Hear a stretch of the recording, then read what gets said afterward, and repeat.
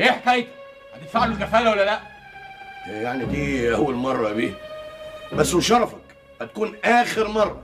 انا عاوز اعرف انت ايه اللي شايف يا سعاده البيه؟ هو كل ما الواحد يكلمه عشان مصلحته يهب بالشكل ده. يا استاذ انت تحب ترجع السجن؟ يا سعاده البيه انت ايه يا اخي؟ فهمني ايه الحكايه؟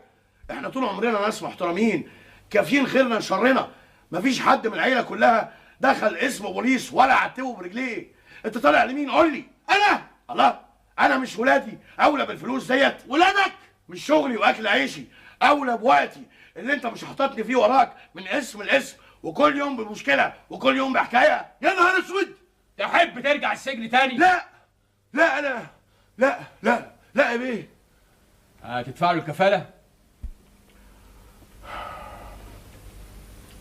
هدفعها بيه وامري لله.